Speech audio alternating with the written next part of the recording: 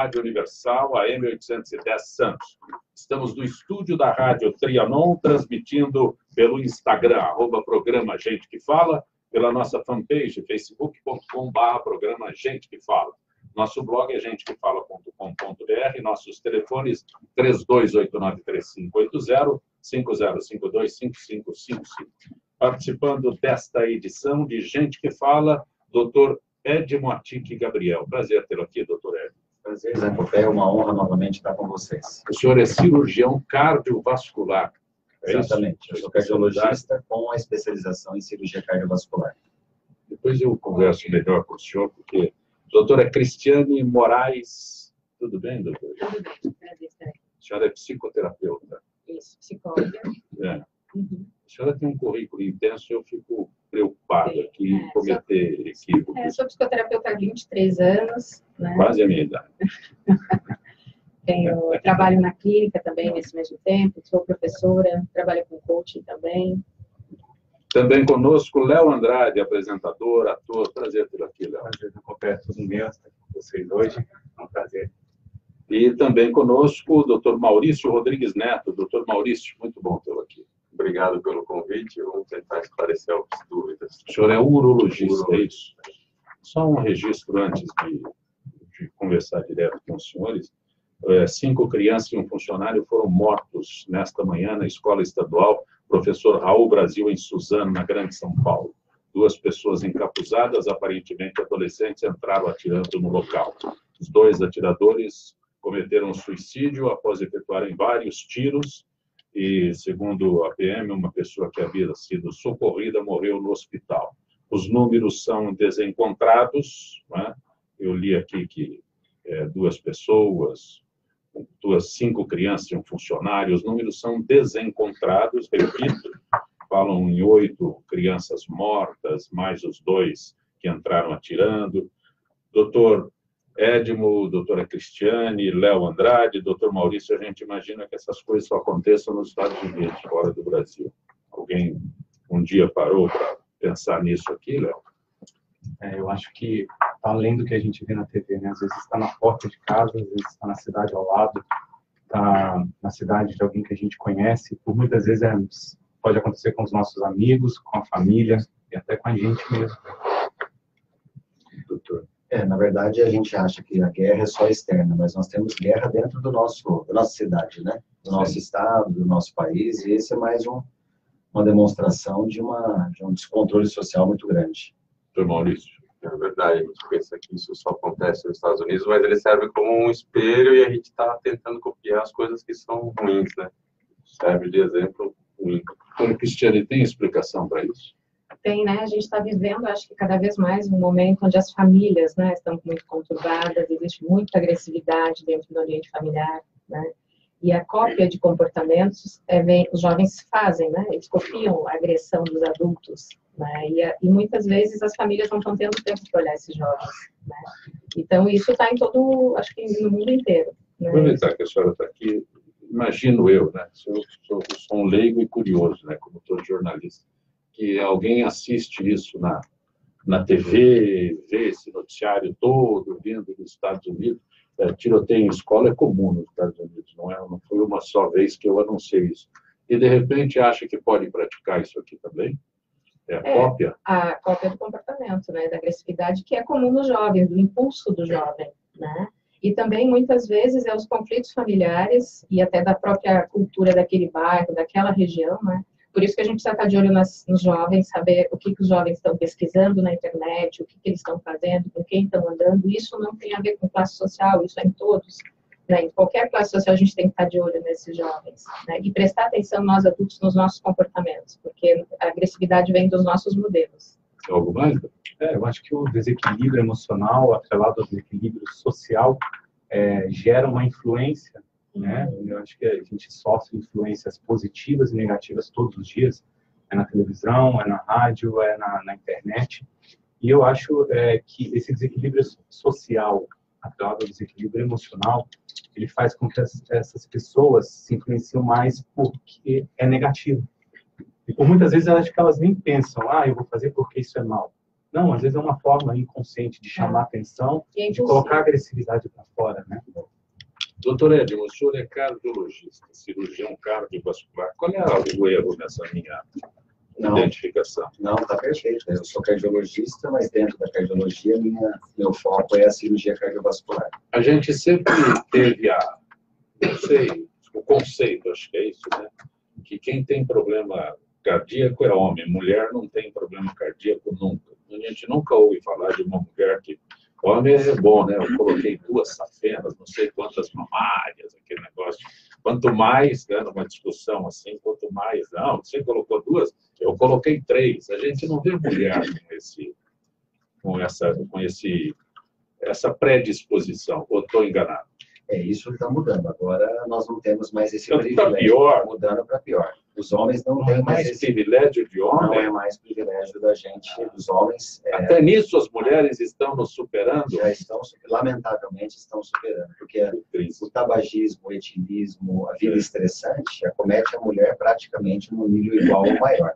Hoje as mulheres, além de cuidar da casa, do marido, dos filhos, elas têm uma atividade profissional tão intensa que as obriga a comer fora de casa, a alimentação não é tão boa, a taxa de sobrepeso e obesidade tem aumentado no público feminino, o estresse é na mesma intensidade ou até maior, porque a mulher absorve e tem, por personalidade, uma capacidade muito maior de sensibilidade às coisas, e isso resulta em doença aterosclerótica, que é esse acúmulo de gordura nas artérias, de forma pronunciada nas mulheres. Mas esses números são recentes? Na última década, pelo menos, a gente pode dizer que houve uma equiparação entre homens e mulheres. Então, quando eu disse aqui, ironicamente, que isso era um privilégio de homens até bem pouco tempo, porque a gente não ouvia informações sobre mulheres que tivessem passado por esse tipo de problema. Isso é um fato real, realmente. Mas o mundo tem mudado muito, tem se modificado. E nessa última década, esse dado é alarmante para o público feminino e, por isso, a ressalva de que as mulheres têm que procurar sempre um acompanhamento e uma prevenção, tendo em vista que elas assumem uma conotação social e profissional que as leva a problemas de saúde cardiovascular. Doutora Cristiane, esse era um índice que as mulheres não procuravam. Mas eu acho que até essa fase do empoderamento feminino, né, de querer abarcar tudo e sempre ser perfeito em tudo, né, isso também faz com que essa sobrecarga emocional repercuta no corpo. Né? Então, assim, porque as nossas doenças, as emoções são vividas no corpo. Né? Então, é onde o corpo adoece. Como emoções vividas no corpo? Toda vez que, por exemplo, eu penso, eu estou triste, né? Triste é um conceito cognitivo, mas a tristeza ela é sentida no corpo. Quando eu estou com raiva, eu sinto, onde é que eu sinto a raiva? Muitas vezes eu sinto aqui.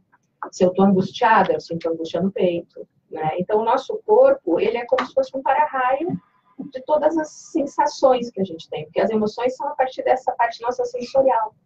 Então, o nosso adoecimento, por isso que a gente é um ser psicossomático. A soma, né? A emoção no soma, que é o corpo. Quer dizer que se eu tiver uma dor no peito, eu não preciso ir no doutor Hélio. Tu pode ir, mas tu também pode ir num psicólogo. Vai precisar dos dois, com certeza. Os dois, doutor Hélio. Os dois. Fazer um tratamento completo, de longo prazo, com os dois. Eu já fiz essa pergunta para o senhor, no caso do senhor que é cardiologista. Né? Que tipo de prevenção eu poderia fazer para evitar algum problema cardíaco? A dificuldade é que nós não temos a prevenção, né? Como a gente estava conversando recentemente. Então, na verdade, essa conscientização começa na adolescência, que você tem que ter um autocontrole emocional melhor, buscar uma inteligência emocional, muitas vezes fazer um acompanhamento psicoterápico desde cedo para suportar as adversidades naturais da profissão, da vida, né, da vida pessoal, da sua vida social, amorosa. Isso não existe, essa cultura, pelo menos no nosso país, de fazer esse trabalho preventivo nesse nível. A gente espera a consequência e aí trata com medicações, com seus efeitos colaterais. A prevenção, na verdade, ela teria que ser criada. Só vou no doutor Edmo se eu tiver, como é que é? Dor no peito, dor no braço, como é que é isso? Você acaba indo quando você tem a consequência. Dor no peito, formigamento do braço esquerdo, palidez, falta de ar, limitação para fazer suas atividades. Aí é o alerta que te preocupa. Aí sim você busca o médico, principalmente o cardiologista. E é um erro, né? Porque a gente sabe que esse é o caminho final, é a reta final do processo. A gente deveria buscar quando a gente não tem nada. Deixa eu aproveitar esse momento. Eu acho que já fiz a colocação para o senhor mas circula pelas redes sociais, WhatsApp, que quando você está com uma dor no peito, quando você está com isso, esse quadro que o senhor descreveu aí, formigamento no braço, eu devo tossir. Você já viu isso? Já. Isso é muito comum no consultório, o pessoal perguntar se deve tossir ou tomar água gelada nesse momento. Água gelada? Água gelada também. É que, na verdade, o que acontece? Tossir você já ouviu. Tossir é muito comum, mas é uma questão popular. Orientação de que se eu tossir, eu melhoro, vou fazer a desobstrução da artéria.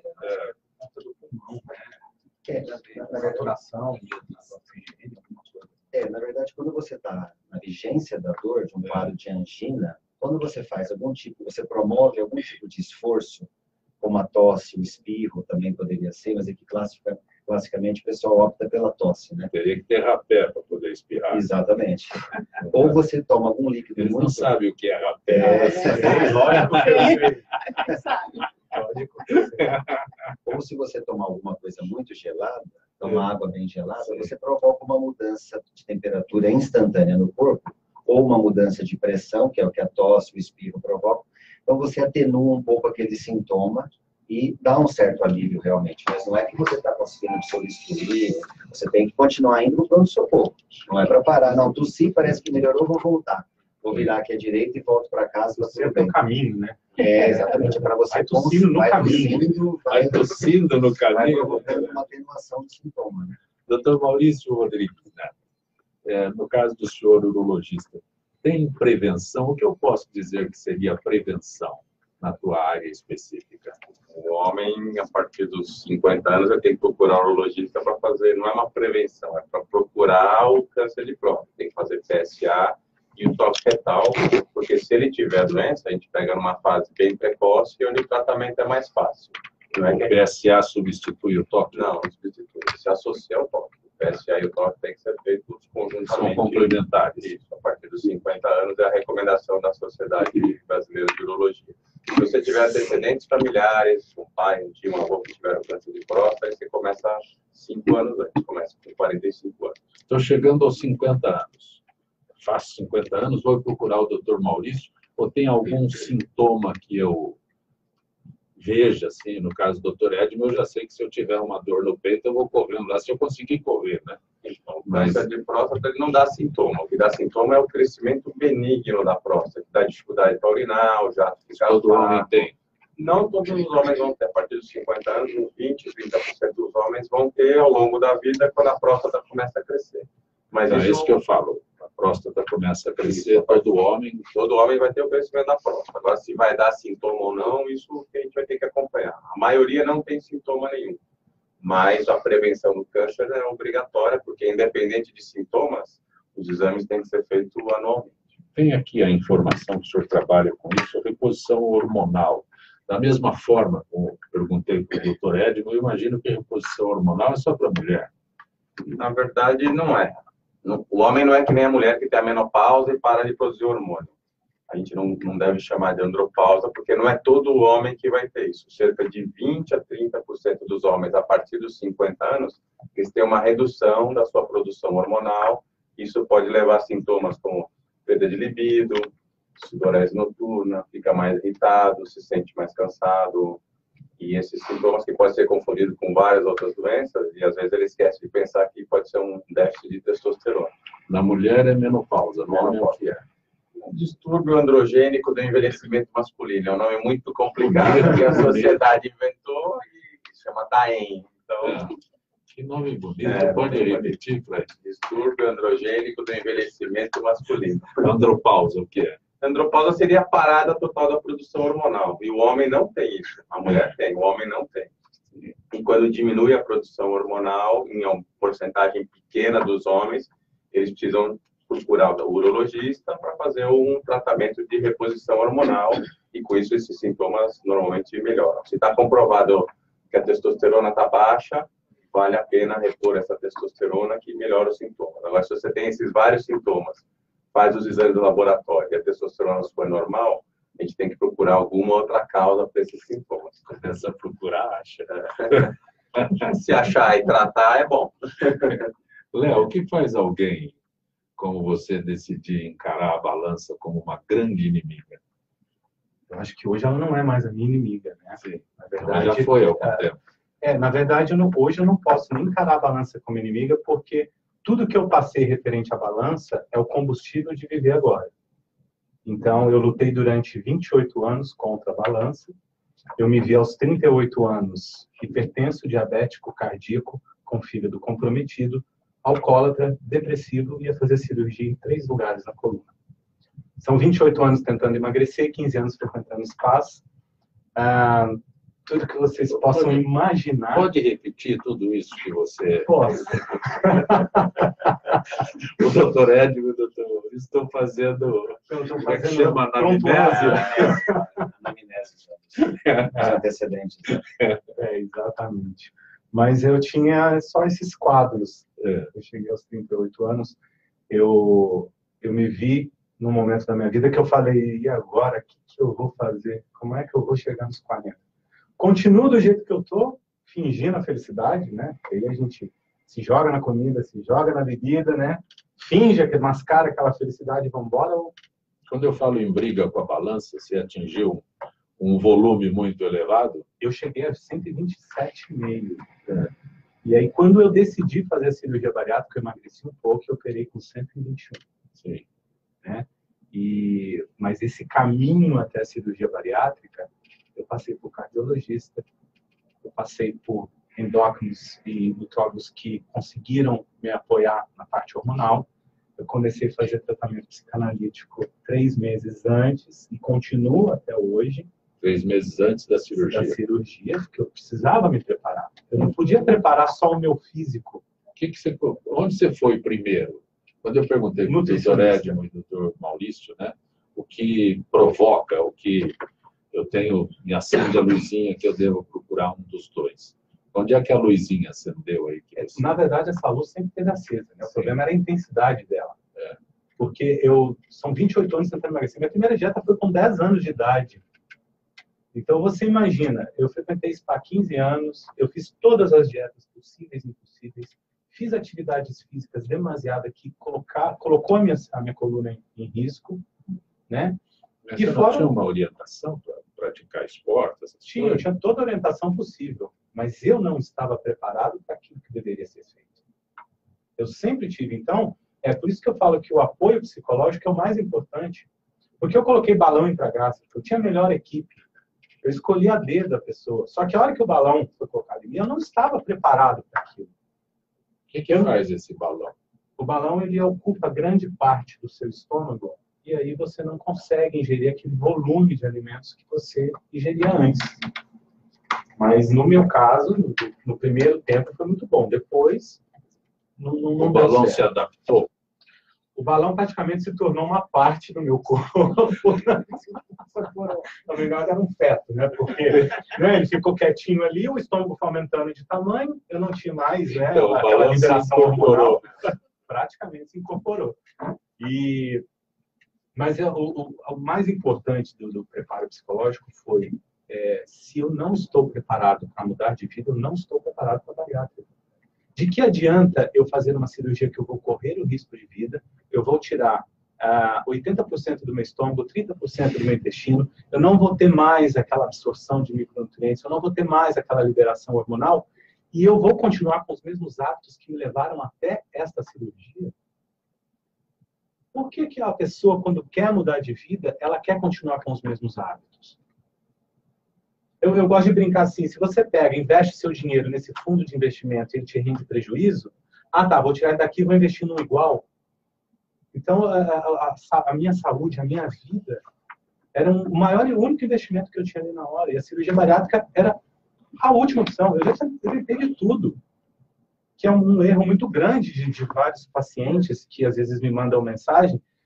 Eu vou fazer bariátrica. Obrigado por você ter me dado todas as dicas de médicos. Tal. Eu falei, mas quantas vezes você tentou emagrecer? Nenhuma. Você já fez dieta? Nenhuma. Você já tentou outros procedimentos? Não. E você vai partir para o drástico. Correr risco. Que a busca pelo imediato também, né? Pelo resultado rápido, né? E aí é o que eu falo. O dia que eu deixei de querer ser magro foi quando eu emagreci. Porque aí eu estava na busca da saúde, eu estava na busca de sobreviver. Eu jamais imaginei chegar aos 40 anos do jeito que eu estou agora. Tem médicos que olham para mim e falam assim, não, você não fez bariátrica. Eu falo, por quê? Porque ninguém tem esse cabelo que você tem com bariátrica. O que você fez? Eu falo, sabe o que eu fiz? Segui o protocolo. Só isso. Não tem que inventar. Por que a referência ao cabelo? Tem alguma? Tem, doutora? Existe uma perda muito grande na capacidade absortiva do organismo, né, com a cirurgia bariátrica. A gente tem uma deficiência de vitaminas, de selênio, de zinco, uma série de substâncias que são úteis para manutenção de unha, cabelo, pele e assim por diante. Então, por isso que o que o Léo falou procede. Você deve, inclusive, ter suplementado, né? Muita suplementação. E isso, essa deficiência de micronutrientes não é só por conta da nossa absorção do organismo, é por conta do volume da quantidade que a gente ingere também. Hoje, a maior briga que eu tenho para poder conseguir o meu aporte calórico versus a intensidade de atividade física. Eu tenho 2 anos e 6 meses que eu operei, eu já ganhei 9 quilos de massa magra. Para um paciente bariátrico, praticamente assim, você leva para um médico e fala, nossa, o que você está fazendo? Não estou tomando hormônios, não estou fazendo nenhum tipo de uso. É alimentação e suplementação. Exatamente isso. É protocolo. Meu nutricionista pediu para minha alimentação ser assim, então eu vou fazer. Minha psicanalista pediu para eu agir assim, então eu vou agir desta maneira. Meu cirurgião disse que não é para fazer isso, não é para fazer aquilo, é para fazer desta maneira. Então vamos fazer. Eles são os profissionais, eles estudaram para isso, eles são capacitados. Agora, vai também muito do pós, né? O pós, do acompanhamento do profissional, né? Porque tem muito, eu vejo, às vezes, eu fui em 6 cirurgiões para poder fazer a cirurgia. Eu escolhi aquele que fez a consulta comigo olhando os meus olhos.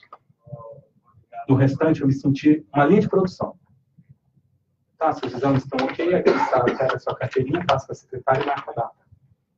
Senhor Maurício, qual é a diferença do quadro que o Léo descreve aí para um paciente que o senhor diz, olha, o senhor tem que fazer isso, fazer aquilo. Aí eu viro as costas para o senhor, não faço nada aqui. Isso a gente costuma ver, né? Pacientes que se recusam a fazer, por exemplo, uma biópsia da próstata, tem uma suspeita de câncer de próstata, ele não quer fazer a biópsia. Você tem que avisar que, se ele não quiser, isso em algum tempo vai ter uma consequência, né? Ele perde a chance de ser tratado a doença no começo e depois do tratamento não vai ser tão bom.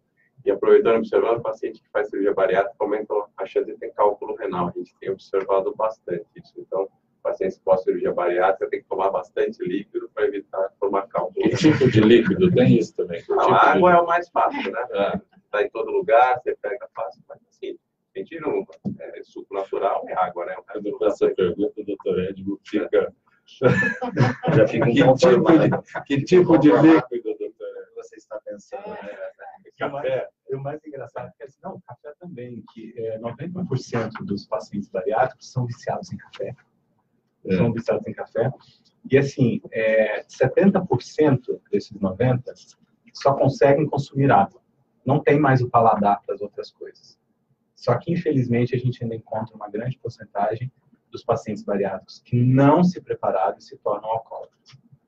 Pedir a gentileza como do uma senhor. compensação, né? Pedir a gentileza dos senhores para conversar com a doutora Ciomara Catalã. Doutora Ciomara, boa tarde. Boa tarde, boa tarde a todos. Doutora Ciomara, a senhora é dermatologista. Acne na mulher adulta é frequente?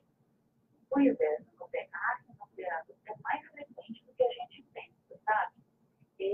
Pode acontecer de 2 formas. Na verdade, você pode ter aquele adolescente que continua tendo acne também na idade adulta, ou aquela mulher que, a partir dos 25 anos, a gente considera que o paciente entre 25 e 40 anos, passa a desenvolver esse quadro de acne.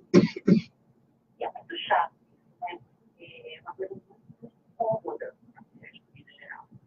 Mas teria uma causa específica, doutora Ciomara? Pois é, se a pessoa tivesse um componente hormonal. Algumas dos pacientes têm, mas a grande maioria não tem uma correlação muito óbvia, muito direta com as alterações hormonais. Provavelmente, alguma sensibilidade exagerada ao hormônio e não está necessariamente aumentada, né?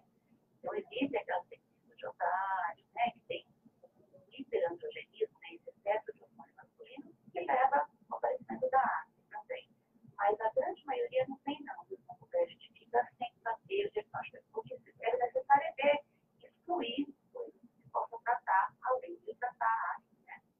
Tratamento específico, doutora Silmara?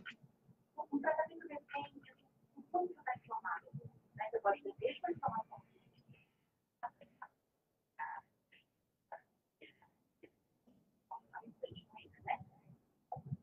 medicação específica no ar. A gente usa bastante anticoncepcional e os tratamentos sofrem. Pode subir até esse mais forte que eu te falei. Aí na dependência do grau em que se apresenta. Mas tem um controle razoável. Cura é uma palavra muito complicada, quando a gente não conhece a causa da patologia, né? Mas a gente tem um controle bastante interessante disso. Vale a pena tratar até para não ficar com manchinhas, né? Não ficar com as marcas disso depois. É mais difícil, né, de tratar a marca do que a própria marca. Doutora Silmara Catalano, agradeço mais uma vez sua gentileza com o nosso Gente que Fala. Uma boa tarde, doutora Boa Silmara. tarde para vocês, eu que agradeço. Um abraço. Você está acompanhando o Gente que Fala. Estamos recebendo... Não? Estamos recebendo hoje o cardiovascular Dr. Edmo Atique Gabriel, também o apresentador, ator Léo Andrade, o urologista Dr. Maurício Rodrigues Neto e também a doutora Cristiane Moraes Pertuzzi, que é psicoterapeuta. Doutora Cristiane, quando se fala em violência doméstica, é comum, é um termo que hoje ficou banalizado, qual é a a violência doméstica sempre existiu, né? Então, são características de comportamento que perpassam de geração em geração. Então, elas geralmente são questões bem transgeracionais, assim como qualquer padrão de comportamento aditivo, como o álcool ou qualquer outro tipo de comportamento que seria compulsivo, vamos dizer assim, nessa ordem. A violência também é um padrão compulsivo que passa de geração em geração. Vou fazer uma pergunta que pode parecer um absurdo, mas o que é uma violência doméstica? A violência ela é qualquer padrão de comportamento que pressupõe, né, o poder de uma pessoa sobre a outra, né, no grau de humilhação, físico, emocional. Né? Eu trato muitas situações de traumas gerais em consultório, e às vezes uma criança ou um adulto que cresceu ou ouviu muitas vezes dos seus pais: você é um burro, tu não presta para nada, etc, etc. Isso é um padrão de comportamento violento e que pode gerar e trazer muitos transtornos emocionais na vida adulta e vai perpassar um padrão de comportamento quando essa criança cresceu, se tornou um adulto e ele vai se tornar um pai, ou vai se tornar, né, um indivíduo dentro da sociedade, onde também vai trazer essa repetição de comportamento. Então, no caso específico da mulher no seu relacionamento doméstico, né? As autoridades anunciam aí com tanta euforia, delegacia da mulher, mais uma delegacia da mulher. Tem uma, aliás, a delegacia, acho que só uma fica aberta à noite aqui, né? Que é quando acontecem as ocorrências com mais frequência, né? Até que ponto isso altera o comportamento de alguém que seja violento? Ele é um recurso do momento para cessar aquele comportamento, mas isso não trata e nem impede que esse comportamento venha a ter recidivas, né? Então, a importância é de denunciar, porque às vezes é o momento que a mulher tem a coragem de dizer: não, agora eu não quero mais. É uma tentativa, mas isso não garante. As estatísticas mostram que as mulheres voltam para o contexto agressivo, né, onde está o agressor, e a violência continua, né? Então, assim, ela tem um certo grau de importância, mas não é aí. A importância é tratar essa mulher, tratar os traumas, repercussões até físicas. Eu estava explicando para o doutor ali na execução, que quando a gente tem um trauma, a gente tem uma alteração fisiológica da amígdala, que é uma parte que a gente tem aqui atrás, e que as técnicas hoje modernas de cura de trauma, uma delas chama MDR, é uma técnica americana, tu cura a amígdala. Então, assim, daí tu tem um tratamento que daí... Por que tu? De onde vem o tu? Eu sou do Sul. Eu sou muitos anos, 21 anos fora, mas meu tu eu não perdi. Eu saí do Sul, mas o Sul não saiu de mim. Ótimo. Então, esse tratamento de trauma para a mulher é importantíssimo. Isso vai fazer com que essa mulher consiga ter novos padrões de relacionamento. A cura Mas do e a trauma, dependência da mulher, no caso específico? Hoje o que a gente vê que é importante os recursos sociais, está tendo até um programa agora, né, de incentivar as mulheres a ter uma vida profissional, porque a dependência financeira, além da psicológica, é um fator da permanência da mulher no contexto agressivo, né, da dificuldade de romper esse contexto. Mas tem dois tipos de traumas que a gente tem que tratar. O trauma, esse transgeracional, a escolha de um parceiro agressivo, ela não é ocasional, ela não é por acaso. Ela vem de um padrão repetitivo de uma história familiar. Então, isso é importante ser tratado em psicoterapia, em trabalho de família, ou mesmo em centros de tratamento familiar. E a gente tem essas técnicas, esse trabalho para fazer. E outro é o tratamento do trauma em si, que isso também vai trazer uma cura daí real, e hoje a gente fala de cura real, coisa que a gente não falava no passado, né? Com essas técnicas que a gente trabalha. Então, mas, doutora Cristiane, os fatos até contribuem. Até bem pouco tempo, né? Alguém que batesse na mulher, cometesse violência contra a mulher em casa, a punição dele era uma cesta básica. Então, era mais barato bater na mulher e dar uma cesta básica do que enfrentar todo o processo. Hoje, esse quadro mudou. Existe até o conceito do feminicídio. Né? Até que ponto isso alterou o comportamento? Eu acho que a gente está vivendo, como a gente comentou no início do evento da escola, ali, um tipo de estresse, né, que as pessoas estão no seu ápice. Né? Então, os homens têm um comportamento geralmente mais impulsivo e eu acho que cada vez mais as relações elas estão no seu grau máximo de estresse. Né? Então, essa agressão externalizada, ela é fruto disso que a gente está falando dessa sociedade, né? Mas sempre existiu. É que antes existia também o padrão de agressividade e violência, ele tem um padrão que a gente chama que é um padrão de segredo. Né? Então, assim como o trauma de violência sexual, ele é sempre mantido um segredo familiar. Ninguém fala, ninguém se mete. Então, isso, durante muito tempo, é o que impediu a gente ter as notícias que a gente tem hoje, né? Hoje já não, as coisas estão tão no ápice que primeiro está extrapolando, todo mundo está, né, as pessoas estão matando, literalmente, o tempo todo, e daí hoje a gente consegue ter talvez um alcance maior da realidade, mas isso sempre existiu. É que o padrão de violência, ele costuma ter uma relação com o segredo familiar. Léo, você ministra palestras sobre motivacionais para quem, como eu, queira perder evaporar alguns quilos. Jogar fora. Jogar fora. Não, mas no caso do Dr. Edmo e do Dr. Maurício, né, são sintomas específicos que levam alguém a procurá-los. Né? Sim. Mas o que levaria alguém a se encantar pelas tuas palestras? Bom, eu ainda não comecei a ministrar as palestras, eu vou começar agora o treinamento de coaching e realmente... Então, esse é o primeiro preparo que eu estou fazendo com você. Um dos primeiros. Não. Já estou exigindo que você faça palestras. Imagina. Mas é o que tem que acontecer. Sim. Porque quando a gente identifica o propósito, né, seria muito bem estar vivendo uma vida tranquila, esquecer tudo que eu passei. Então, todos os dias eu lembro um pouquinho que é combustível para eu continuar na minha missão. Eu acho que... Você mudou, deixa eu uma pergunta específica. O que você mudou? Você mudou hábitos alimentares? Né? Totalmente. Não come mais um quilo de filé sozinho, a não ser com pão, coisas desse tipo, não é? Porque tem meu primo que ele é incapaz de comer um bife sozinho, a não ser que tenha pão. Então, esse tipo de coisa uma das coisas que... Não, primeiro que não cabe. Primeiro que não cabe. Uma das maiores lições que eu aprendi depois da bariátrica, que é uma coisa que eu só ouvia, falava e achava bonito, que é o equilíbrio. O equilíbrio de tudo. Esse é o ponto que eu quero chegar. Como é que se aprende isso? Porque aquele prato maravilhoso que a gente come com o olho, né? Você olha assim e fala, nossa, que coisa maravilhosa. Resumindo, na hora que você estiver no bico do urubu. Ótimo. Não, mas não é só. São umas receitas para o Dr. Edmo, agora que ele está encantado. Ele disse que vai chegar esse final de semana. Eu imagino. Eu imagino. Tamanha a qualidade das receitas. Eu imagino. Mas é tudo adaptável. Eu acho que eu abandonei muita coisa da minha vida que não me fazia bem. Então, eu não sabia que fazia bem. Eu sabia que não fazia bem. E por impulso, e por cultura, por preguiça, por falta de procurar, e falta de coragem mesmo, né? Falta, às vezes, até, não sei, de vergonha na cara, você saber que eu tô... Não, isso aqui... Sabe, resumindo, deixa eu dar tudo isso. Sabe uma coisa que eu percebi que era a pior coisa? É o eu mereço. Todo eu mereço vem acompanhado de uma coisa que não presta.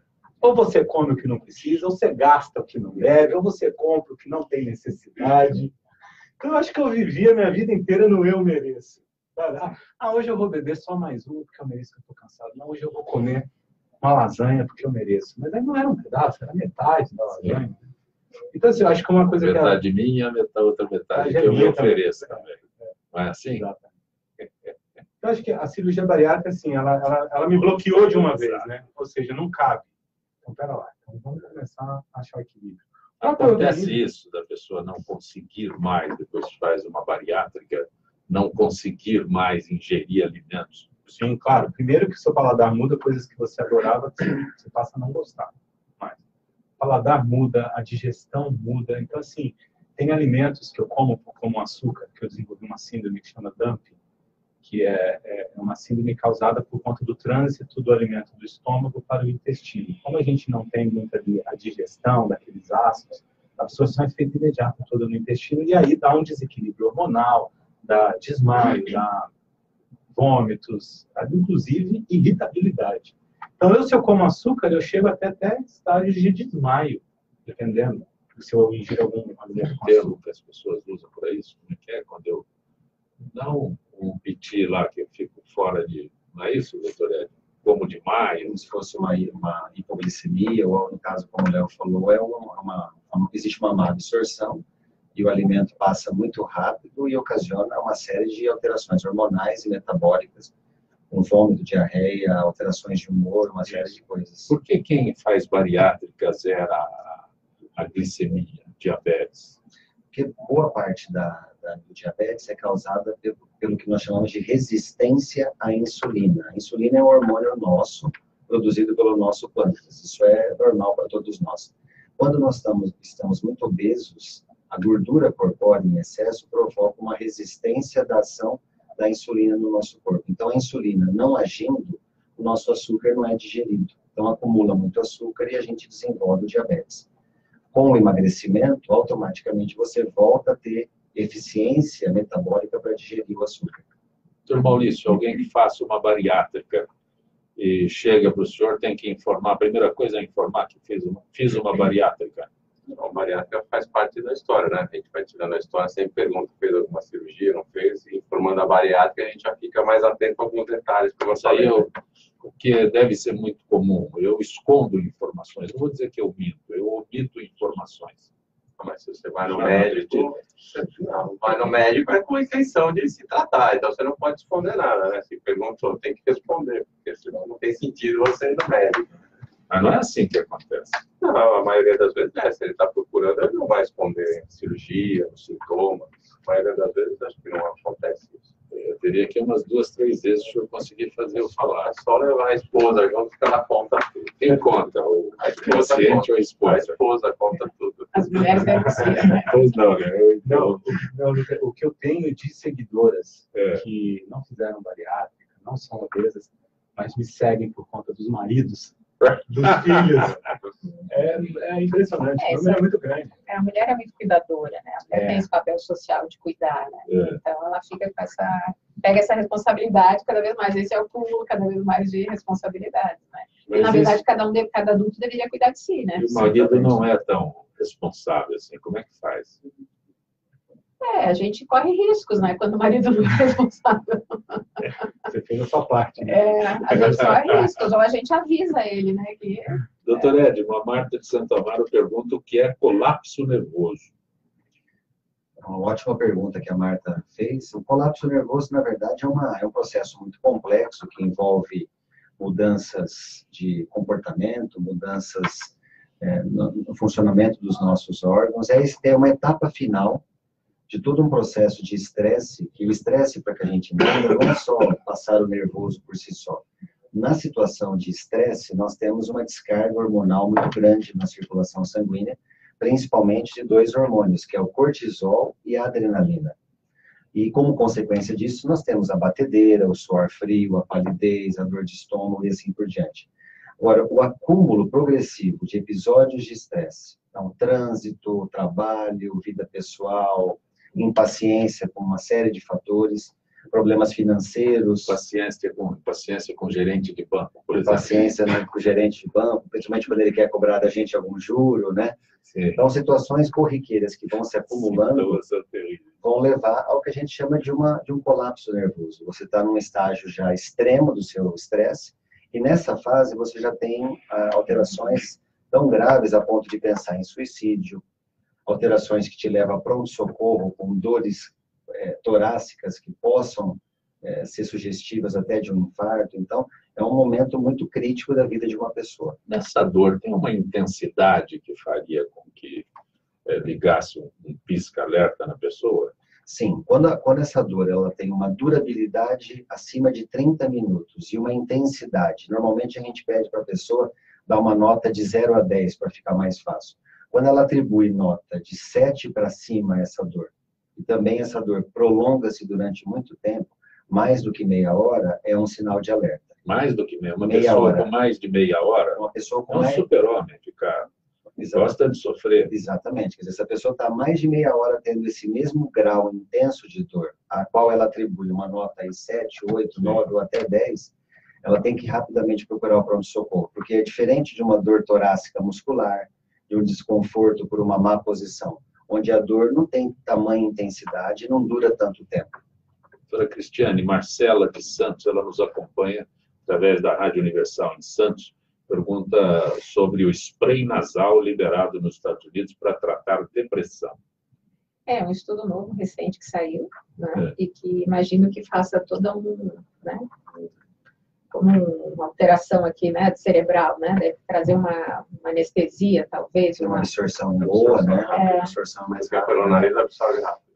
Então, mas o que eu estava complementando essa questão, assim, né, de depressão, que eu vejo também, que eu trabalho muito no meu consultório, quando o paciente chega, eu pergunto muito sobre o padrão de sono, né? Porque um padrão de sono alterado, a maioria das pessoas hoje tem há muito tempo, então falando assim, né, há muitos anos com esse padrão de sono alterado, isso por si só já é vamos dizer assim, um indício, né, um sintoma de uma saúde emocional muito alterada, padrões de ansiedade. Que é um padrão de sono? Tu tem que ter um número, né, os médicos podem anunciar, mas assim, um número razoável de horas de sono, onde tu tem um processo de sono REM, sono profundo e o sono reprocessador. Quando tem essas pulseirinhas que a gente está usando, todo mundo está usando hoje em dia, é interessante, né? Eu estou tendo essa experiência, onde tu consegue ver quanto tempo tu tem de sono profundo, quanto tempo tu tem de sono leve, quantas horas tu tem microacordares, né? Então, hoje eu peço para os meus clientes todos fazerem uma consulta no otorrino para avaliar padrão de sono, porque tem pessoas que chegam com sintomas de depressão, ansiedade, pacientes hiperativos, que têm um padrão de sono. Esse é o quadro que ele descreveu, que o Léo descreveu. Mas ele deve ter trabalhado todas as suas questões, né? Muito. Porque ele falou que teve questões com bebida, etc, etc. Então, tem várias histórias aí, que a anamnese é longa, né, para a gente trabalhar. Mas o que eu tenho falado muito, insistido... A anamnese é a mesma coisa que eu falei para o doutor Maurício, eu escondo as informações. Mas a gente vai sabendo como buscar, né? Às vezes, a pessoa fala... O corpo fala. E eu pergunto muito do sono, porque Tem às mais vezes... esposa, papai. Não é o que ele está falando, não é. Mas o padrão de sono, ele é um indício grande de saúde emocional. Eu até brinco, assim, vamos cuidar. Às vezes tu quer falar para tratar a depressão, tratar a ansiedade, mas o sono não vai direto. Então tu faz assim, vamos tratar o sono primeiro, porque tu já tem uma melhora significativa de humor, de qualidade de vida. Consultar o doutor Ed para ele me dizer o que é um padrão de sono? Não, acho que não, né? Eu poderia te ajudar dizendo que 6 horas de sono contínuos, sem acordares, é o que se considera hoje como um sono reparador. Tanto para prevenir a obesidade, que o Léo aí está trabalhando muito, mas sobretudo para a função cardíaca. Se a pessoa não tiver 6 horas contínuas de sono, isso é um trabalho recente que saiu, ela não consegue emagrecer, por melhor que seja a terapia que ela esteja fazendo, inclusive se ela tiver pós-cirurgia bariátrica, ela não tem a manutenção adequada do peso, se o sono não for de pelo menos 6 horas. E para a função cardíaca, para prevenir hipertensão, arritmia e evitar o colapso nervoso, tem que ter 6 horas mínimas de sono. Tem alguma orientação para isso, doutor Montes? Antigamente era 8, né? Então, que a gente Por isso observa... que eu estou falando, tá? Eu nem perguntei se ela vai falar de 8 horas para dormir, eu já estou preocupado. Eu gostei mais do doutor Ed, 6 horas tá bom. 5 horas resolve? Não, 6 horas. Vamos seguir o que o estudo protocolo. mostra, o protocolo, né? Às vezes o que acontece nos pacientes prostáticos, né? Eles acordam muito à noite Sim. para urinar. Então, você acaba levantando algumas vezes para urinar, você para o sono não é contínuo, e no outro dia eles acordam cansados. Então, uma das principais queixas dos pacientes é no Parece que quem tem diabetes também tem esse problema. Por aí produz mais urina e também acaba acordando por aí. Então, a gente tem que tratar, se tiver problema prostático, tratar para ver se consegue diminuir o número de vezes que ele urina à noite. E as repercussões são grandes, porque quando tu não tem essa qualidade do sono, tu tem alteração da memória, alteração do humor, então tu tem toda uma alteração fisiológica e psicológica completa, né? Então isso é uma coisa que eu sempre falo que é importante. Doutor Maurício Roberto, em São Vicente, o que ele diz aqui que a raça negra é mais sujeita ao câncer de próstata?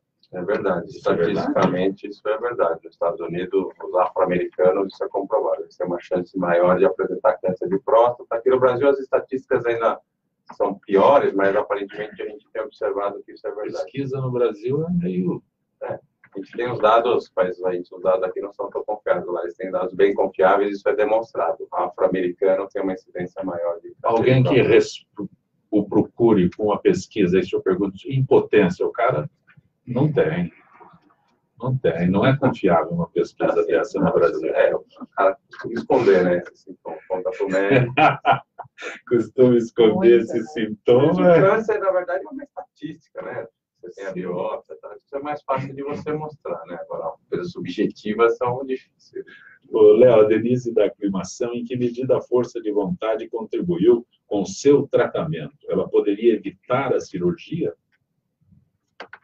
Bom, primeiro, eu acho que deveria procurar aí um profissional, um nutricionista, um endocrinologista e verificar como está o organismo, né? Acho que foi... Quantos médicos quais as especialidades que você procurou antes de se decidir? Você falou que foi em vários médicos. Sim, não, esses vários que eu fui em 6 cirurgiões para decidir com quem eu iria fazer cirurgia. Perfeito, mas antes foi cardiologista, psicanalista, cardiologista, endócrino, nutricionista, um fisioterapeuta e um preparador físico. 5 especialidades. 5 especialidades. Você não gostava de um, passava para o outro? Não, esses estão comigo até hoje. O que eu não gostei, o que eu fui em 6... Perfeito, mas essas pessoas foram as pessoas que me estruturaram para poder chegar e entrar na cirurgia bariátrica da maneira perfeita. Mantém hoje fisioterapeuta, endócrino, cardiologista, tudo isso. Faço exame de sangue de 3 em 3 meses. 3 em 3 meses? 3 em 3 meses. Quanto tempo eu preciso fazer um exame de sangue? Pelo menos uma vez por ano, né? Sim. Doutor Edmo, o senhor receita. Estão ficando complicado aqui. Porque senão eu vou de uma vez por ano, aí cada 6 meses o senhor me passa um e ele me passa outro, é isso? No caso dos cardiopatas, ou quem tem propensão, pelo menos semestralmente é melhor. Qual a contribuição do eletrocardiograma? A Luciana das Perdizes pergunta, doutor Edmo.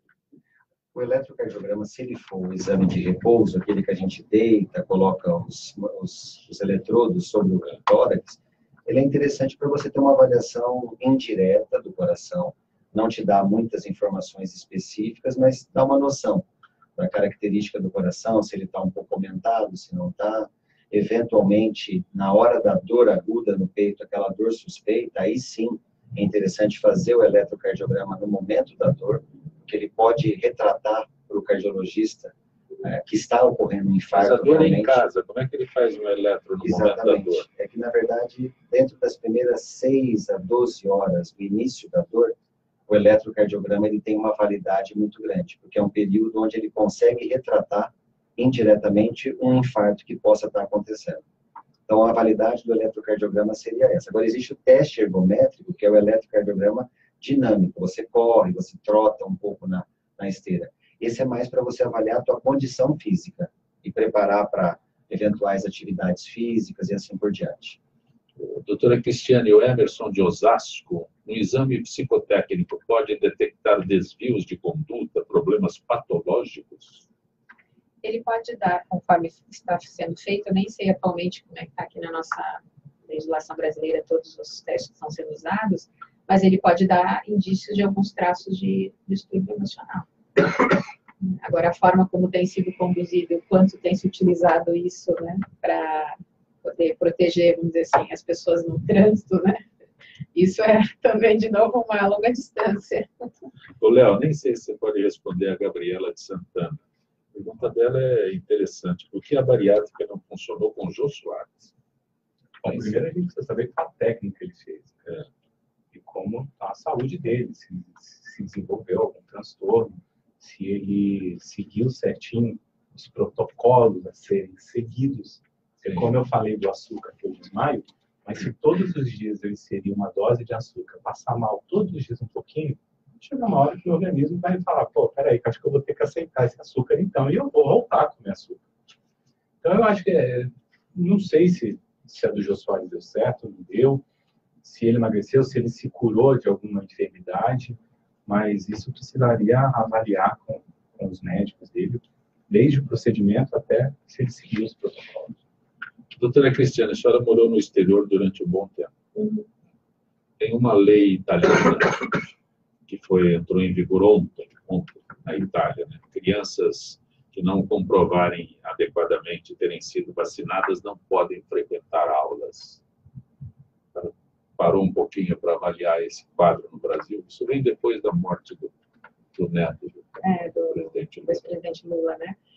Na verdade, a gente tem uma questão, né? Aqui as leis também podem existir, mas elas são difíceis de serem cumpridas, né? Eu acho que lá fora a gente tem uma experiência de que as coisas são mais levadas, né, a risco. O que é para fazer, se faz, né? Então, uma placa de pare funciona como uma placa de pare. Aqui, pare é quase que ande, né? Sim. Então, a gente tem uma diferença de cultura. Tem uma vontade de ultrapassar tudo que é proibido. Rotatória não funciona, né? Aquela coisa que quem chegou primeiro sai, não, né? Não funciona. Sim. Então, assim, eu acho que o padrão cultural de comportamento, isso interfere, né? A gente seguir ou não essas regras, essas leis, né? E a questão da proteção à criança, né?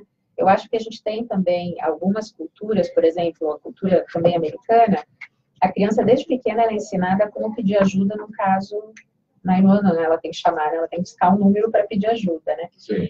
E eu acho que essa questão da proteção também, das pessoas levarem a sério, como proteger as crianças, tem que fazer, não vamos levar em conta os boatos ou as outras teorias que não são comprovadas. Eu acho que a gente tem algumas culturas que seguem muito mais a risco que nós, né? A gente leva muito em consideração os boatos, né? A nossa cultura é uma cultura muito mais emocional, né? As culturas racionais, elas levam mais a sério o protocolo, né? Então, a cultura americana cria protocolos para tratar e mensura os resultados desses protocolos. A nossa cultura latina e a cultura mais emocional, a gente tem uma dificuldade de seguir os protocolos, né? E a gente sabe que todo um protocolo tem o seu grande valor, né? Em termos, assim, por exemplo, preventivo, que a gente estava comentando que não existe. Não existe prevenção. Né? Ou em termos de erradicar uma doença, né? Erradicar um tipo de característica daquela sociedade. Conceito de prevenção, eu sempre discuto com o doutor Edmo, mesmo com o doutor Maurício, não tem conceito de prevenção. Nem sei, qual seria a prevenção?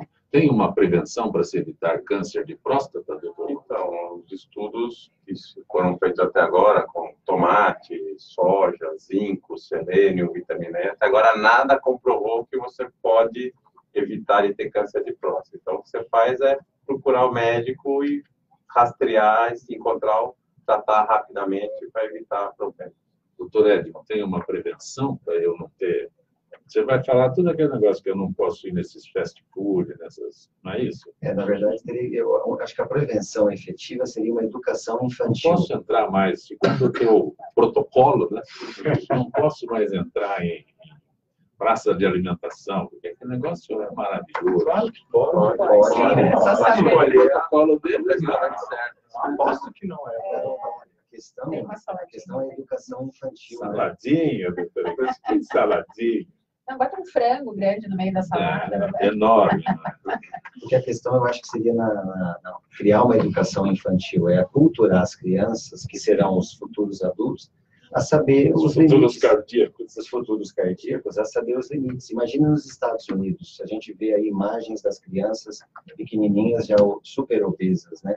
Comendo coisas totalmente erradas. Então, se você não criar essa cultura na infância, e aí podemos dizer que não há prevenção mesmo efetiva no país, porque não existe um programa efetivo de educação infantil nesse sentido no país, que tenha dado resultado, pelo menos até o momento.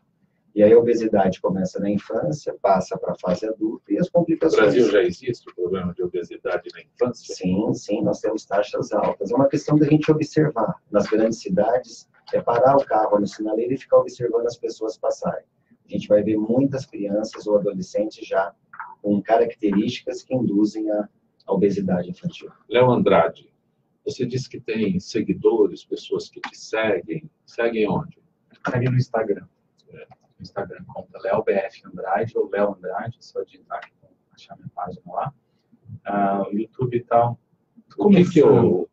Se eu quiser segui-lo, né? O que eu encontro lá na tua página? Léo Andrade, eu entro lá, Léo Andrade. Isso, bom, lá você vai achar algumas postagens que contam todo o meu processo. Na verdade, eu iniciei esse trabalho assim, totalmente sem imaginar o que aconteceria, fazendo fotos de antes e depois. Então, durante o processo, no primeiro ano, no segundo ano, e assim eu vou fazendo toda semana, contando a evolução, na verdade. Né? Eu tenho um espaço que eu me dedico, que são os stories, que duram 24 horas, onde eu converso com as pessoas, eu falo sobre superação, eu conto um pouquinho das minhas experiências. Então, assim, é um lugar onde eu consigo mostrar para as pessoas tudo que eu passei, tudo que eu superei, tudo que eu estou aprendendo, na verdade. O que eu fiz para dar certo, o que eu fiz que não foi certo, que eu cheguei, que eu caí, que eu levantei, como eu aprendi. Então, é um lugar onde eu converso com as pessoas. Eu apresento também um programa na Rede Mais HD, que é Record Minas, também, que eu apresento uma coluna semanal. Cada semana é um tema que eu falo, mais relacionado com as perguntas dos seguidores pelo Instagram, né? E vai de tudo, vai desde obeso a bariátricos, a família, a pessoas que querem se superar de alguma forma, não só na obesidade. Como quer se superar de alguma forma? Bom, é o que eu falo com as pessoas. Eu me encontrei no fundo do poço. Qual foi a mola propulsora que me jogou para fora? Foi emagrecer? Foi querer ser saudável?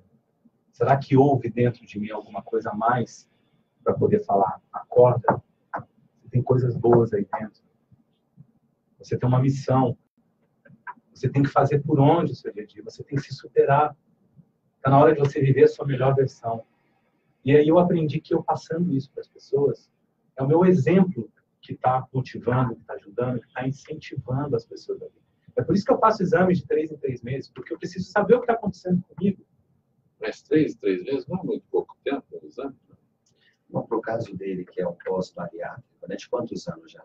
2 anos. 2 anos. Não, 3 em 3 meses com 3 anos de acompanhamento, tá bom. Eu vou te contar uma história, rapidinho. Uma seguidora me mandou uma mensagem desesperada que a filha estava diagnosticada para poder fazer tratamento psicológico e psiquiátrico e queriam dar medicações para ela. Ela tinha feito cirurgia há 1 ano, ou menos, até não me lembro. E aí eu falei, passa os exames dela para mim. E eu liguei para o meu endócrino e falei, não, essa pessoa está com deficiência de vitamina B. Ou seja, tinha 3 meses que ela não fazia reposição de vitamina B. E aí fui saber que a vitamina B pode causar demência, né, diversas coisas.